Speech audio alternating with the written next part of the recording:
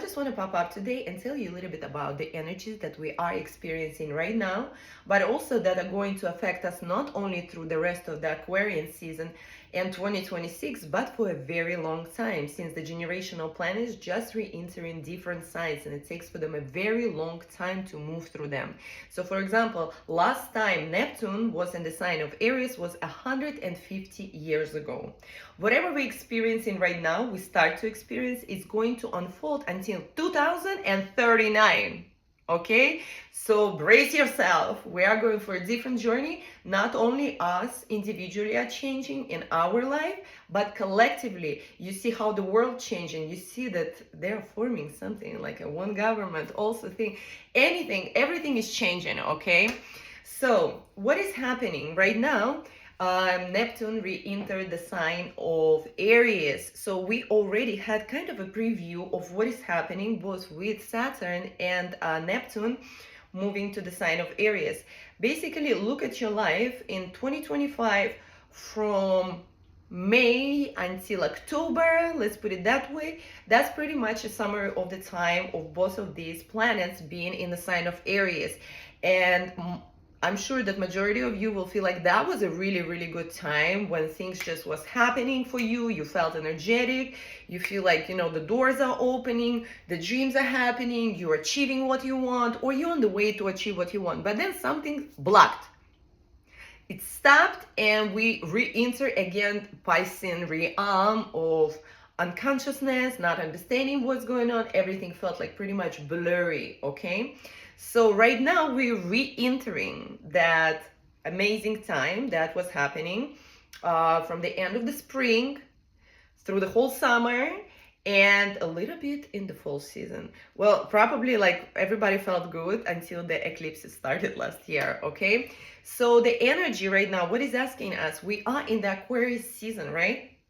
Aquarius, although it's supposedly pours water, it's an air sign. It's a highly intellectual sign that's supposed to receive all the information, all the higher knowledge, everything, and spread with everybody. This is why we know that this time around the Aquarian age is completely different. We are entering in different zone. Everything changing in the world. We look how much AI all over. I cannot even see that anymore. I cannot read anything, because I see that it's not created by a human. Please, guys, edit your text just a little bit if you're already using AI. And it's not supposed to replace you. Just, if you want to check grammar, punctuation, or research, yeah, but don't let it write instead of you. This just sounds soulless. It's the least what I can say. Anyway, then these months, in the season of Aquarius, in February, we're going to experience the most significant events of our lifetime right now, as we know it. After these events, life will never be the same. Okay, so the first thing, on the February 1st, we are going to have a Leo full moon. Leo is the opposite sign of the Aquarius. These two signs are very effective right now. So if you are having sun, moon, or rising sign in Aquarius or Leo, this is also your time. But it's not like it's your time, but it's a time of testing. You have this time around, this is actually concerning all the fixed signs. So we're talking about Taurus, Leo, Scorpio, and Aquarius. They will have finally an opportunity this year, okay, to start to move from the stagnation areas of their life, whichever this area for each of you, okay? For some it's a love life, for some it's a family, for some it's a career or anything, into something more tangible. So finally, you are coming out of this mud, okay? So it's going to be the time when you need to basically turn to yourself and see what needs to be changed inside of you, what is changing, what kind of new identity immersion, and to embody that, okay?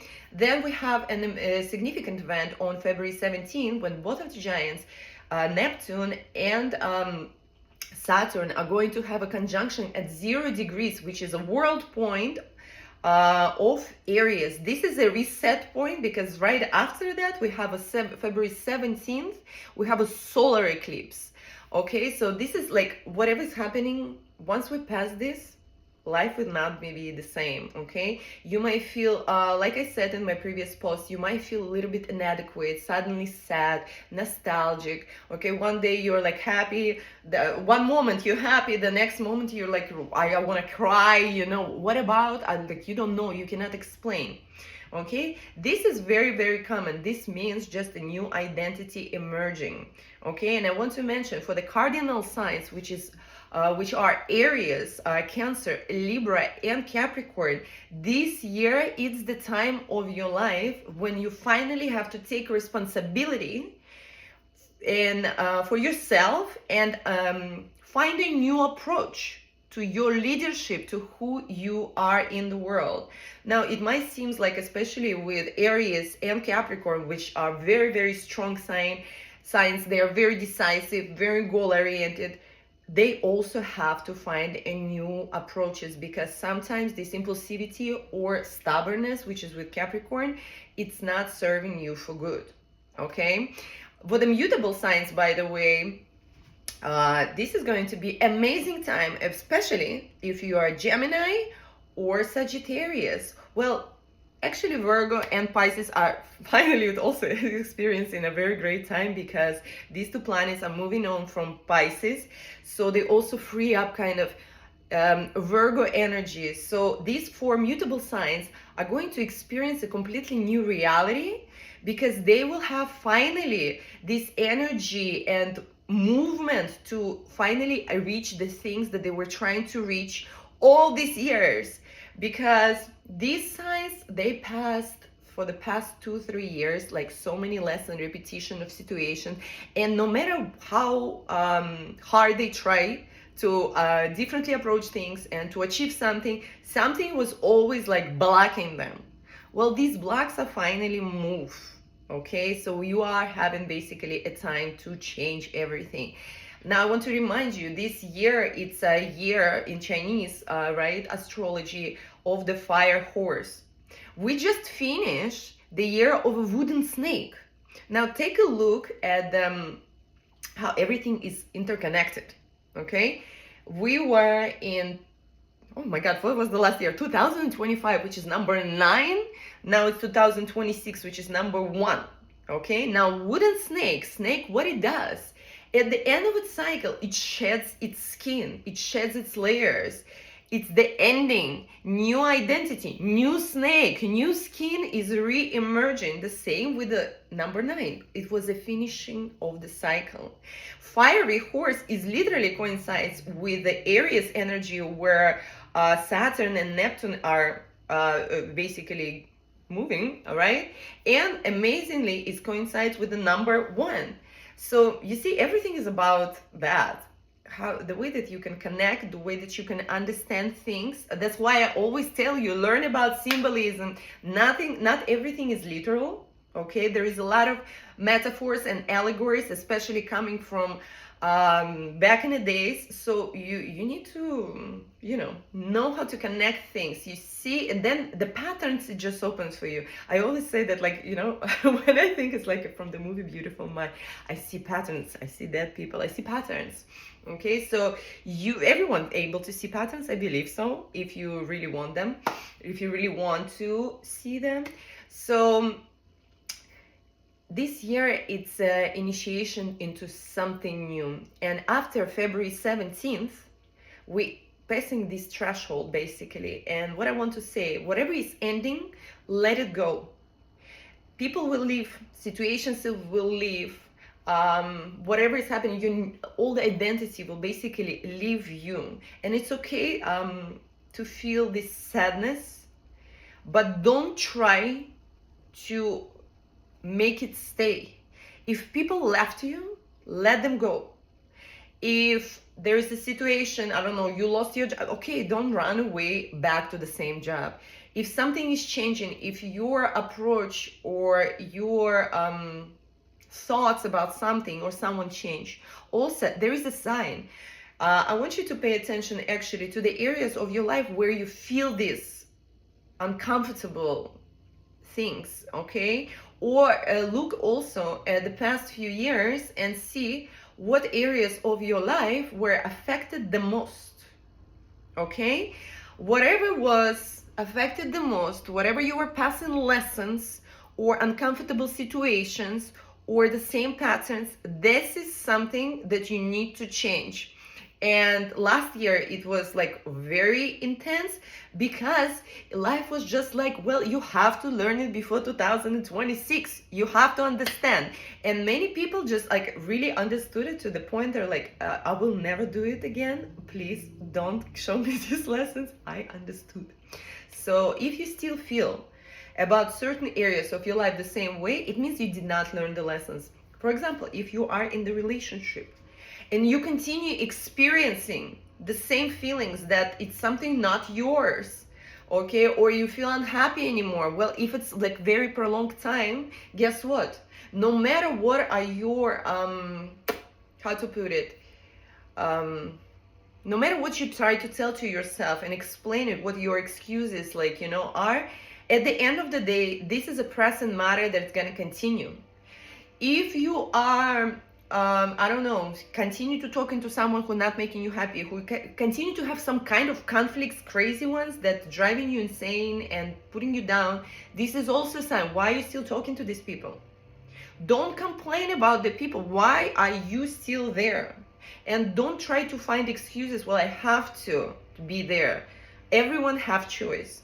But also at the same time, if you do feel that you did some mistakes in the recent years, and now, let's say, I don't know, someone or something pops up in your mind, there is also a great opportunity to reestablish things, reinvent, because I always say, what's yours is yours. It's gonna come back. And you know, I just said it yesterday, and like I said, like a miracle, it's always come back. Like, and I just had like another signs, another approaches to me. Like, I'm telling you, people always come back, and situations come back if they are yours. Two ways, I'm sorry. It's either they're yours or the life is testing you one more time. So double check, okay, before you go for the same journey with these people. So pretty much, yeah, this the most important, this season, Aquarius season, although it's a very fast energy, but because of everything that happening in the sky, and because Aquarius is a fixed sign, you must approach this time slowly, okay, almost like with the Capricorn energy, step by step. You know this goat that goes on the mountains, and it's like, it's fascinating how they get there, but they get to the top. This is Capricorn. This is actually literal representation of a Capricorn as well. So you see, you have to approach things slowly, because otherwise you will be disappointed, because you can be overly impulsive, overly confident, overly optimistic as well, and make a lot of mistakes. But like I said, after the February 17th, after February 20 something, okay, so by the end of February, things will not be the same. So if you make mistakes now, they will affect your life already in March. And the full moon that we have right now in the sign of Leo, this is something that basically open a portal for another 6 months, when we're going to experience a full moon in Aquarius at the time of Leo, okay? So pay attention to everything that's happening right now. These are the signs. Whatever you feel are the signs that something needs readjustment or something wants your attention. Pay attention to your dreams. I mentioned it in my last post. Dreams are speaking to you right now. Pay attention who's contacting you right now, who is popping up in your life again. Like I said, I feel like, you know, everybody approached me in the last month and a half that I like. Some people I haven't seen for like years. It was very intense, like out of nowhere. And again, a lot of people out of the same situation will pop up. Be wise. Think, don't be selfish too much, but you have to still think about yourself first, meaning what is better for you in the truest way possible, not in a selfish, egoistic way, but in the truest way possible. So if you are talking to people that you know that are not good for you, you have to make a different choice, and do not let fear of uncertainty, fear of unknown things to stop you in anything, because do not forget the most important, the lunar nodes, which is our future and something that we need to leave the south node where we feel comfortable. They are in the signs of Pisces and Virgo, which are literal representation of the spirituality and trust into unknown, and more like a stubbornness and more practical approach to life, which are Virgo. Okay, they're like, they need receipts for everything. They're like, what do you mean astrology is true? Show me the proof. What do you mean this? They need proof for everything. So we need to move from that type of thinking towards trust into the unknown a little bit more, because this is all what this about. And if you follow your intuition, if you make the right correct choices, and if you decide not to repeat the same patterns, you will reemerge completely new, and things will open up for you like a magic already in February, because you will see, we will pass these points that things will just like, wow, I just had to make these few twitches and doors are magically open, like open sesame, you know? You don't even need to say abracadabra. So just listen to yourself. For that, you have to practice. My favorite practice is the practice of stillness. Embody the stillness. Then you will understand everything. Be more grounded. And try to be more aware, not only of your reality, but of yourself, your own behavior. See and feel what you want, and think how to approach it better. Good luck to everyone.